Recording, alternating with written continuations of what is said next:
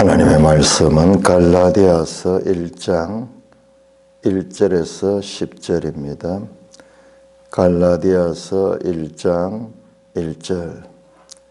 사람들에게서 난 것도 아니요 사람으로 말미암은 것도 아니요 오직 예수 그리스도와 그를 죽은 자 가운데서 살리신 하나님 아버지로 말미암아 사도된 바울은 함께 있는 모든 형제와 더불어 갈라디아 여러 교회들에게 우리 하나님 아버지와 주 예수 그리스도로부터 은혜와 평강이 있기를 원하노라. 그리스도께서 하나님 곧 우리 아버지 뜻을 따라 이 악한 세대에서 우리를 건지시려고 우리 죄를 대속하기 위하여 자기 몸을 주셨으니 영광이 그에게 세세토록 있을지어다. 아멘. 그리스도의 은혜로 너희를 부르신 이를 이같이 속히 떠나 다른 복음을 따르는 것을 내가 이상하게 여기노라. 다른 복음은 없나니 다만 어떤 사람들이 너희를 교란하여 그리스도의 복음을 변하게 하려 함이라. 그러나 우리나 혹은 하늘로부터 온 천사라도 우리가 너희에게 전한 복음 외에 다른 복음을 전하면 저주를 받을지어다. 우리가 전에 말하였거니와 내가 지금 다시 말하노니 만일 누구든지 너희가 받은 것 외에 다른 복음을 전하면 저주를 받을지어다. 이제 내가 사람들에게 좋게 하랴 하나님께 좋게 하랴 사람들에게 기쁨을 구하랴. 내가 지금까지 사람들의 기쁨을 구하였다면 그리스도의 종이 아니니라. 하나님 아버지 은혜를 감사합니다.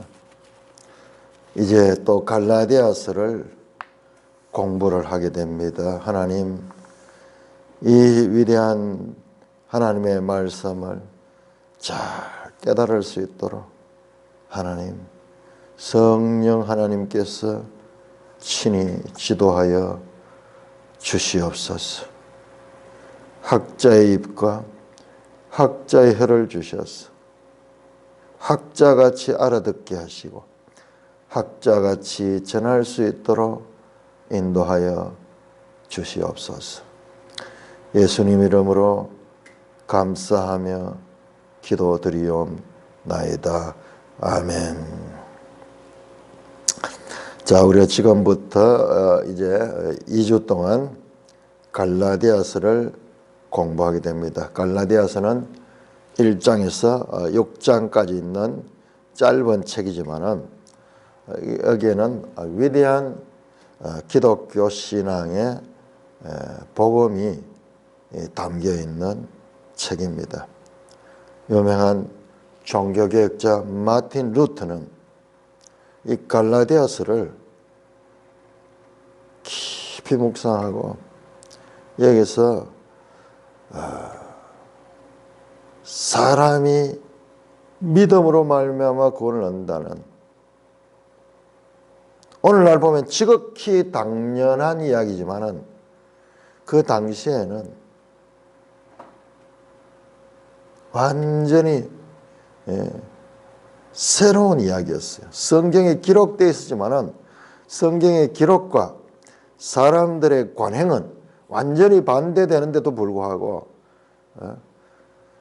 그렇게 있었는데 그 말씀을 원래 기록한 말씀대로 깨닫고 그 깨달음을 통하여 개혁운동이 일어났는데 그것은 위대한 종교개혁운동, 이것은 우리가 지금 세계사에서 종교개혁을 다루는 거는요, 그것은 아주 이 부분적에 지나지 않습니다.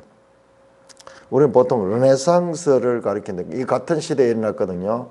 15세기, 16세기에 르네상스 운동과 종교개혁 운동이 같이 일어났어요. 세상에서는 르네상스 운동을 중요한 인류 역사에, 특히 유럽의 역사의 전환점으로 봅니다. 르네상스 가는 이것은 다시 재라는 말이에요. 다시 네이상스, 새롭게 하다.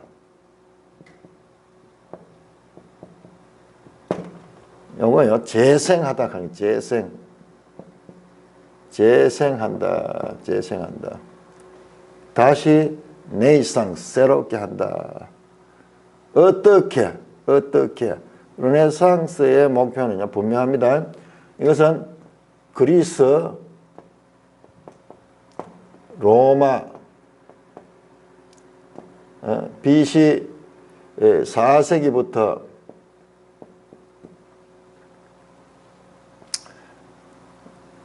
2세기까지 세계를 지배한 이 그리스와 그리고 그 뒤를 이어서 세계를 지배한 로마 1세기부터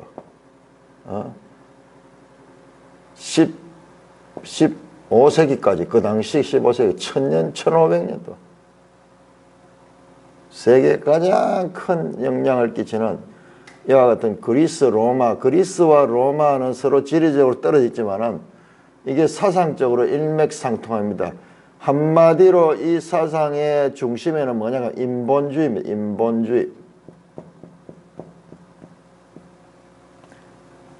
또는 인문주의라고 해요. 인문주의. 르네상스를 하면 인문주의 운동이다. 우리 이렇게 보통 번역을 합니다. 그런데 이거에 15에서 16세기 전성기인데 종교개혁이 지금 같아요. 종교개혁이 같은 시기에 일어났어요. 1517년이니까 16세기라는 점. 1517년 시작해서 이어지는데 종교개혁이 참 이 두 개는 종교개혁은 말씀으로 돌아가자 하거든요. 오직 진리의 말씀으로 그러니까 하나님 중 신본주의. 신본주의.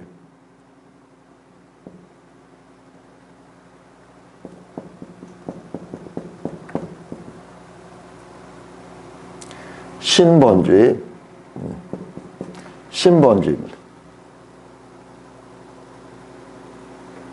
정반대죠.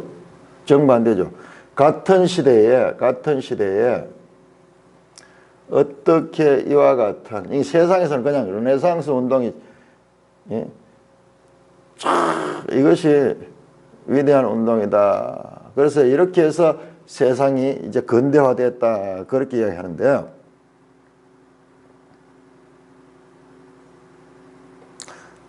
이 종교개혁 운동이 어떻게 이 물과 불같이 인본주의와 신본주의가 같은 시대에 일어날 수 있느냐. 여기에서 우리가 생각을 완전히 바꿔야 됩니다.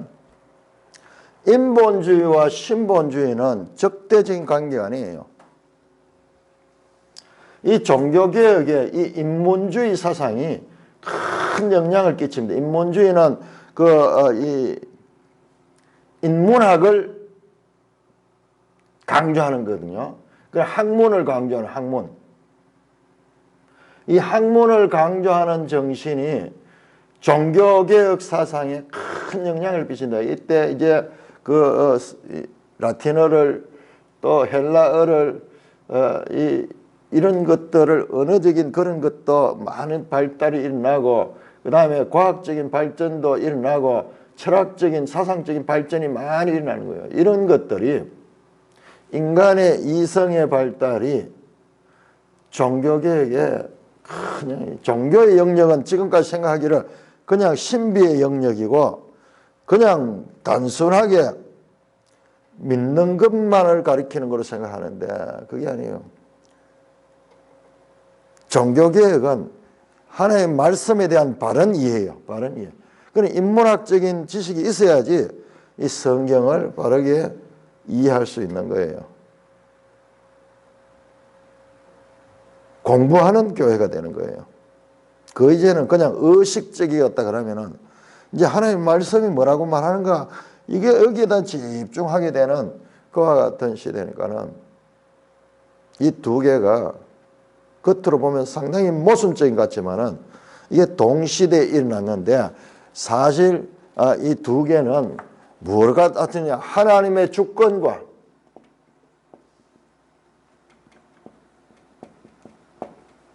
사람의 책임,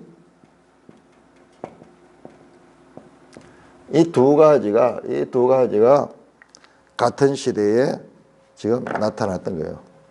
우리가 분별하지 못해서 그렇지, 이제 큰 관점에서 보면은 하나님께서 저와 같은 사람들에게 인문학적인 그런 관심을 일으키고 고대 그리스 로마의 그와 같은 사상들, 이런 것들을 깨쳐가지고 성경을 이해할 수 있고 성경을 바르게 깨달을 수 있는, 성경은 인간의 언어로, 그리고 언어로 그냥 아무 따나 언어를 그냥 나열되는 게 아니고 하나의 수사적인 그와 같은 문법적인 그런 체계를 가지고 기록되어 있기 때문에 이제 이와 같은 인문주의의 노력들이 이 종교개혁을 일으키는데 큰 영향력을 끼친 겁니다. 이런 거는 조금 깊은 내용이요.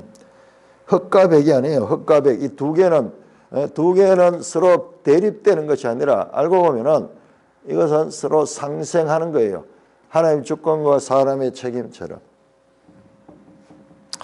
자, 그래서 인류의 역사를 변화시키는 그와 같은 사상이 여기 들어 있습니다. 자, 이 갈라디아서를 우리 들어가기 전에 먼저 갈라디아가 어딘가를 우리가 한번 봐야 되겠습니다. 우리 지도 한번 볼까요? 지도 359쪽을 보십니다. 359쪽. 이 갈라디아 지역은 사도 바울이 1차 전도 여행 때 복음을 전한 지역입니다. 자, 우리 그 지도에 보면은 안디옥에서 배를 타고 구부로로 가서 그 다음에 북쪽으로 올라가죠. 버가 항구에서 다시 올라갔죠. 그 비시디아 안디옥 들어갔죠. 여기가 갈라디아예요. 그 다음에 이고니온, 그 다음에 더베. 그 1차 전도 여행의 이 대상지가 갈라디아예요. 갈라디아. 주로 갈라디아 가운데서도 남부 지역이죠.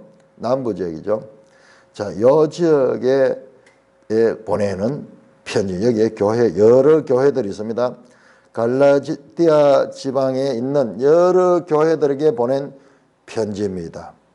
자, 여기에 대한 배경은 사도행전의 13장, 14장을 우리가 봐야 됩니다. 사도행전 13장, 이제 1차 전도 여행 때 이 지역을 갑니다. 13장 4절, 두 사람이 성령의 보내심을 받아 실루기아로 내려가서 거기서 배 타고 구부로로 갔다. 이제 1차 전도 여행의 출발점이 4절이에요. 자, 이들이 갈라디아에 도착하는 것이 어디냐 그러면은 13절 볼까요? 13장 13절. 바울과 및 동행하는 사람들이 바보에서 배 타고 밤빌리아에 있는 버가에 이르니, 구브로에 보세요. 그 구브로 섬에 있는 바보에서 배를 타고 이제 밤빌리아 버가로 이르러서 거기 이제 육지로 도착했는 거죠. 그 다음에 14절에 그들이 버가에서 더 나가 비시디아 안디옥에 이르렀다.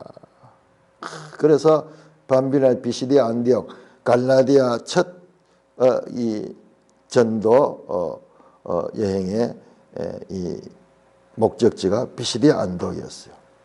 탁 가는 그날이 안식일이라. 그러니까는 그 안식일에 바울이 해당에 들어서 처음 이제 1차 전도여행에서 처음 갈라디아 지역에서 설교를 하는 내용이 15절부터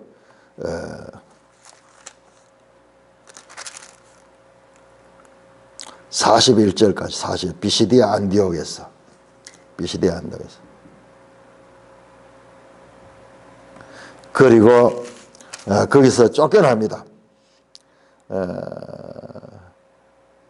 42절 그들이 나갈 사람들이 다음 안식일에도 이 말씀을 전하라 하니라. 이제 말씀을 전하니까 다음 안식에 또 와서 전하라 그러니까는 43절에 많은 사람들이 바울과 바나바와 바울을 따랐지만은 그러나 44절 그 다음 안식에는 온 시민이 거의 하나님 말씀을 듣고자 하여 모이니. 그러니까 그 다음에 이제 문제가 생기는 거예요. 별 영향력이 없을 때는 그냥 뒀는데 이제 온 비시디아 안디옥이 이 바울과 바나바의 말씀을 듣고자 모여왔는 거예요. 소문이 났는 거예요. 소문이. 그러니까 45절에 유대인들이 그 무리를 보고 시기가 가득하여 바울이 말한 것을 반박하고 비방하는 거예요. 그때 그 유대인들이 반박할 때 바울이 말하면 46절에 바울과 바나바가 담대히 대답하여 이르되 하나님의 말씀을 마땅히 먼저 너에게 전할 것이되 유대인들 먼저 너에게 전할 것이되 너희가 그것을 버리고 영생을 얻기에 합당하지 않은 자로 자처하기로 우리가 이방인에게로 향하노라. 그러면서 이제 이방인에게 복음을 전하게 되는 겁니다. 그러면서 우리가 앞에서 공부했던 이사야서 43장입니까? 이사야 49장 6절 말씀을 인용한 내가 너를 이방의 빛으로 삼아 너로 땅끝까지 구원하게 하라. 이 종의 노래에 나오는 거예요.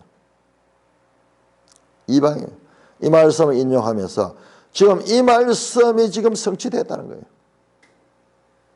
그래서 48절 이방인들이 듣고 기뻐하여 하나님의 말씀을 찬송하며 영생을 주시로 작정된 자는 다 믿더라.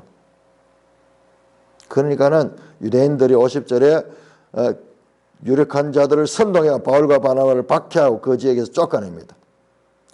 그러자 그들이 어디로 갑니까? 14장에 보니까는 이고니온으로 갑니다. 이고니온. 비시디아 안디옥에서 이고니온 저 갈라디아 중앙 쪽으로 들어갔네요. 거기서 말씀을 전하는 거예요. 그 말씀. 그러니까는 유대인들이 거기 와서도 바울 선동하고 그래서 바울 무리를 대적합니다. 3절 두 사도가 오래 있어 주를 힘입어 담대히 말하니 주께서 그들의 손으로 표적과 기사를 행하게 하여 주사 자기의 은혜의 말씀을 증언하시니 유대인을 따르는 자도 있고 두 사도를 따르는 자도 있더라. 이고니온에 이제 분리가 일어나는 거예요. 그래 거기에서도 쫓겨납니다. 돌로 치려고 하니까는 6절에 그들이 도망하여 루가오니아의 두 성 루스드라와 더베의 그 근방으로 가서 복음을 전하라. 그래가지고 저 루스드라와 더베로 가서 복음을 전했던 거예요. 이렇게 1차 전도 여행 때 복음을 전했던 지역이 사도 바울입니다. 그러니까는 우리가 이와 같은 서신서를 읽을 때는 반드시 사도행전을 통해서 이 서신서의 배경이 어떤가를 알고 읽어야지 이해가 되는 거예요. 그러니까 1차 전도 여행 때 오랫동안 머무르지는 못했겠죠. 복음을 전하고 교회를 세우기는 세웠는데 여기에 특히 이방인 교회가 많이 세워졌죠. 그러니까는 그 유대인들은 대적하고 주로 이방인들이 믿었는데 그 이방인 교회가 아직까지 믿음이 연약하거든요. 연약한데 여기에 바울이 간 자리에 다른 전도자들이 와가지고 바울 가르침과 다르게 이 복음을 전했는 거예요. 그래서 오늘 여기에 바울이 격앙된 어조로 6절에서부터 9절까지 이 편지를 쓴 목적이 나오는 거예요. 이렇게 우리가 복음을 전했는데 너희가 다른 복음을 따르는 것을 너무나 이상하게 여긴다. 그러면서 오늘날 우리에게도 적용되는 그와 같은 가르침이 갈라디아서에 나오는 것입니다. 자, 우리가 본문을 한번 살펴보겠습니다. 갈라디아 1장 1절 사람들에게서 난 것도 아니요 사람으로 말미암은 것도 아니요 오직 예수 그리스도와 그를 죽은 자 가운데 살리신 하나님 아버지로 말미암아 사도된 바울아.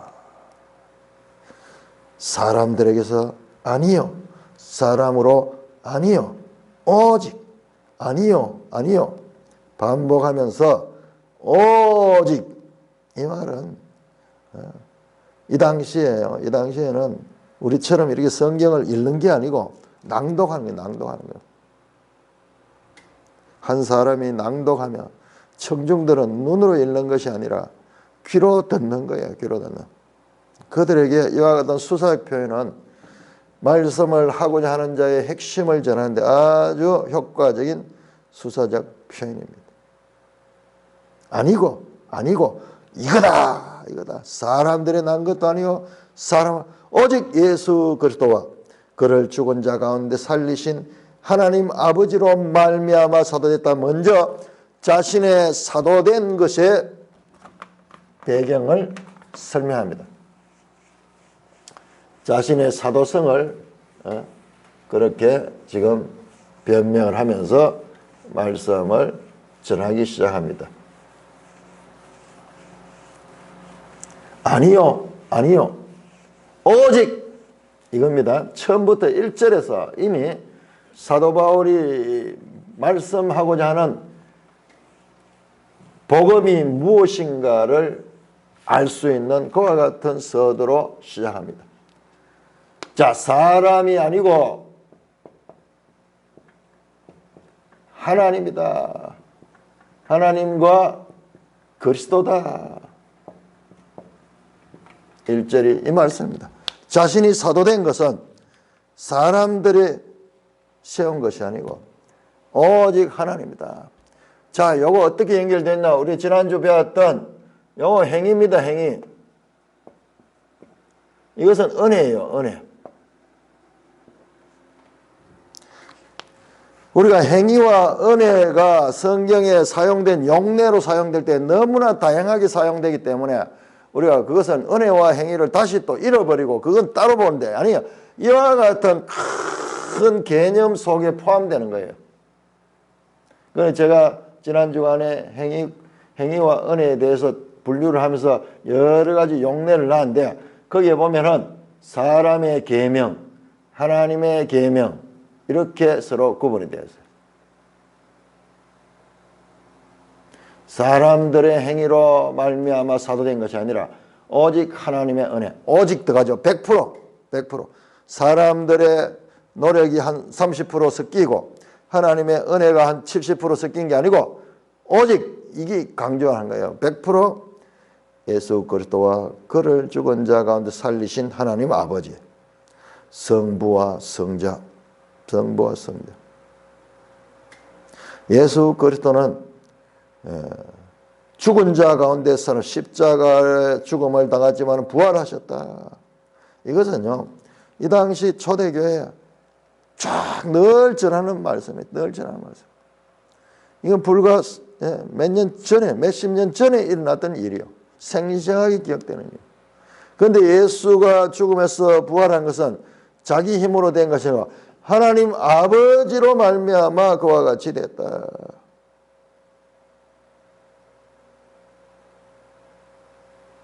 자신의 사도권은 기원이 어디냐? 사람이 아니고 하나님께로 나왔다.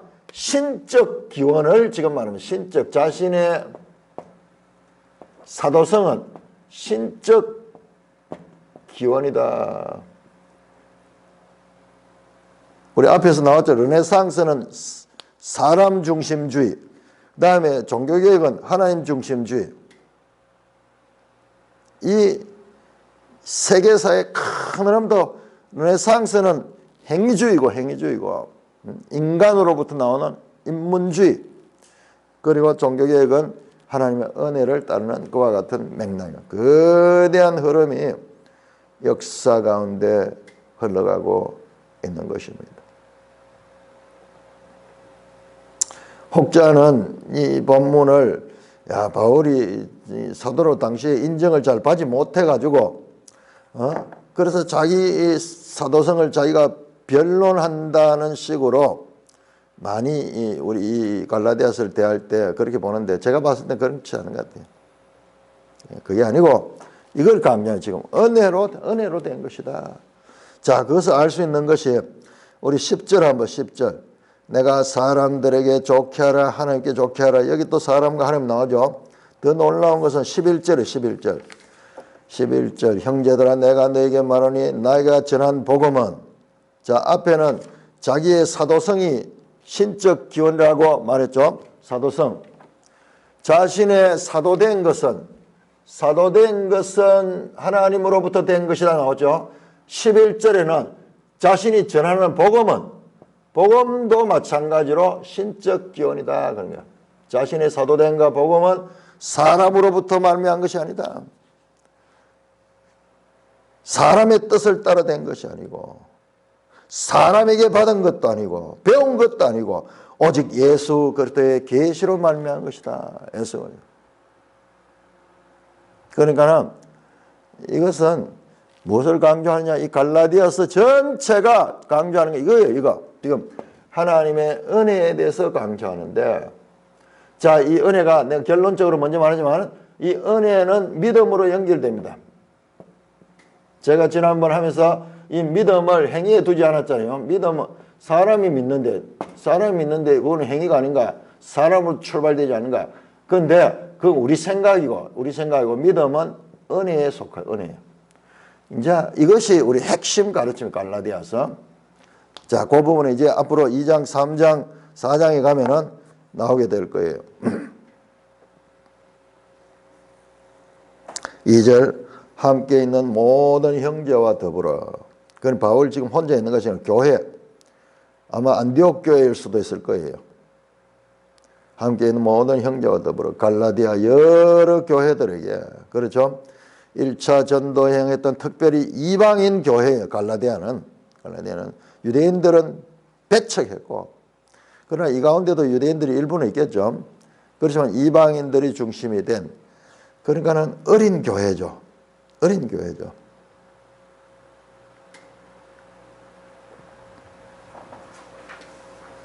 우리 하나님 아버지와 주 예수 그리스도로부터 은혜와 평강이 있기를 원하노라. 바울의 인사말에 많이 나오는 은혜와 평강.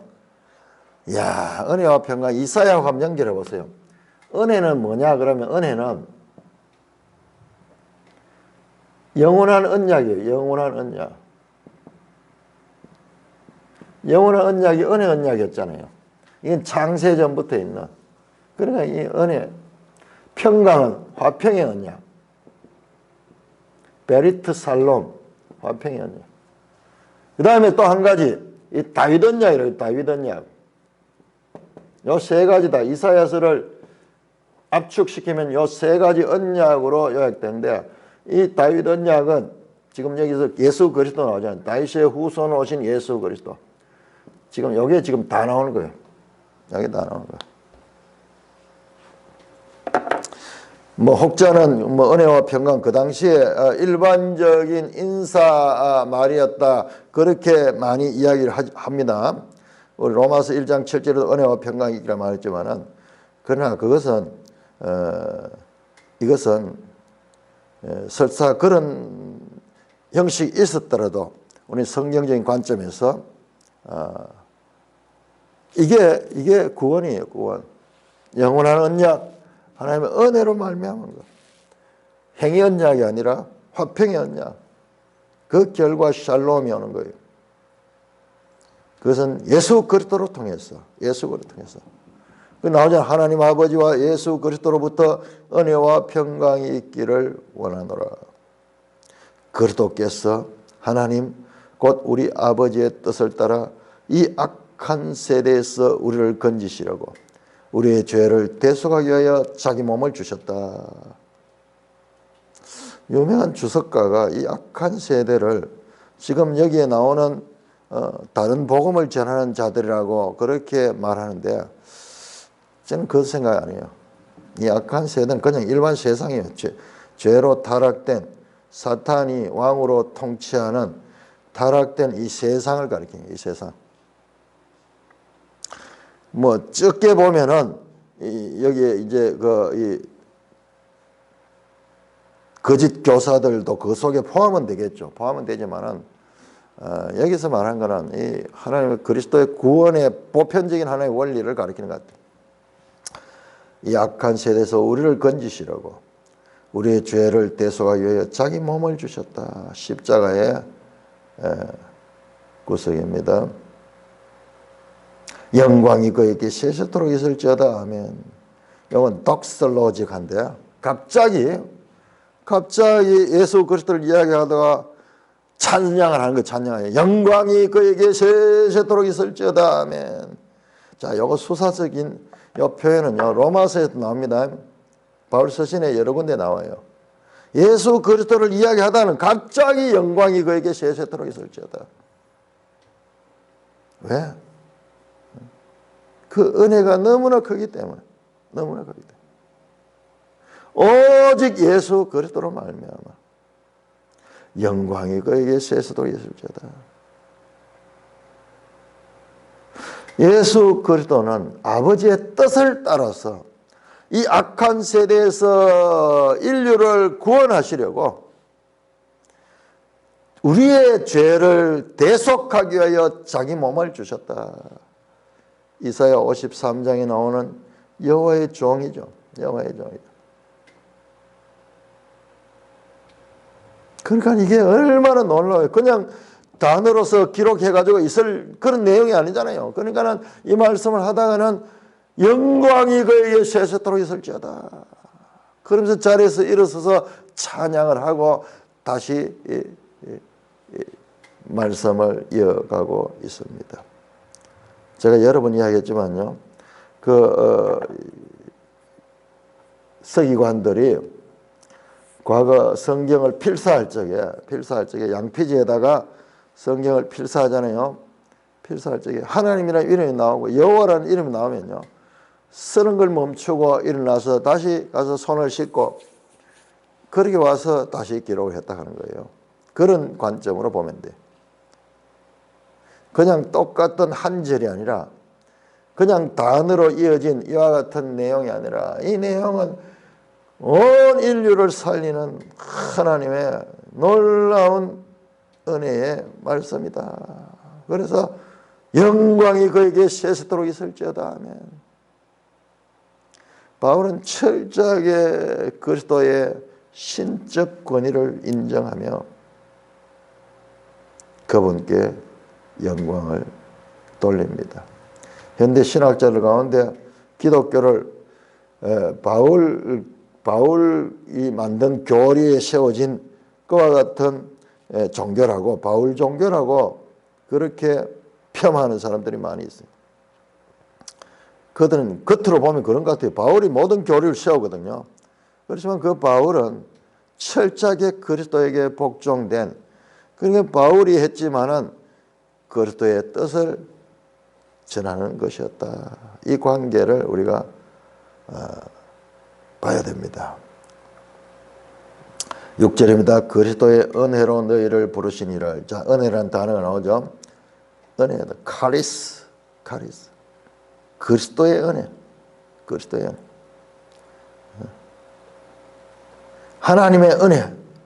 하나님의 은혜가 나오고 그리스도의 은혜가 나오는데 이게 삼위일체에 대한 개념이 없으면은 우리가 이해가 안 되겠죠. 그리스도의 은혜, 하나님의 은혜 같은 거예요. 자, 이 은혜가 얼마나 중요한가 갈라디아서 이 핵심 주제인가. 자, 1장 이 6절에 그리스도의 은혜가 나왔죠. 자, 이 책의 마지막 6장 볼까요? 마지막 장도 그리스도의 은혜로 끝이 나고 있습니다. 6장 18절에 형제들아 우리 주 예수 그리스도의 은혜가 너희 심령에 있으냐. 그야말로 갈라디아서는 은혜로 시작해서 은혜로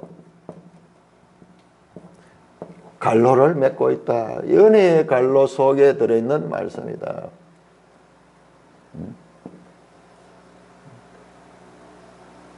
우리가 은혜와 행위를 지금 나누면서 배우고 있는데 우리가 생각하는 차원 이상이에요. 우리의 생각이 계속 넓어져야 돼요. 넓어져야 돼요. 전체가 이거예요. 은혜냐 행위냐 은혜다. 은혜다. 전부 그 이야기예요. 사람이 아니고 하나님께로 말미암은 사도된 나 바울은 은혜로 됐다. 행위가 아니다. 계속 그 가르침에서 이 내용이 이어질 것입니다. 자, 그리스도의 은혜로 너희를 부르신 이를 이같이 속히 떠나. 다른 복음을 따른 것을 내가 이상하게 여기라. 다른 복음이 나오죠. 다른 복음. 이 다른 복음이 어떤 것인가 앞으로 이제 설명이 될 거예요. 너무 이상한 거야. 여기서 이상하다는 말도 우리가 이사야서에 공부를 할 적에 나왔어요. 이상하다는 게 단지 바울이 예상하지 못한 것 때문에 이상하다가 아니에요. 놀라는 거예요. 놀라는 거야. 사람 없음을 이상히 여기사. 이사야 59장 16절 63장 5절은 이상히 여기사. 그 말씀하고 연결돼요. 너희들이 놀라울 정도로 그렇게 급격하게 다른 복음을 따라간다. 다른 복음은 없다. 자, 매일 성경 주석 보세요. 7절 6절과 7절 6절의 다른 복음과 다른 단어가 쓰였다. 헤테로스 6절은 헤테로스 2절을 7절은 알로스 다른 이라는 건데 같은 불의 또 다른 형태를 가리킨다. 뭐 의미는 맨 같은 건데 그 단어를 다르게 썼다는 거예요.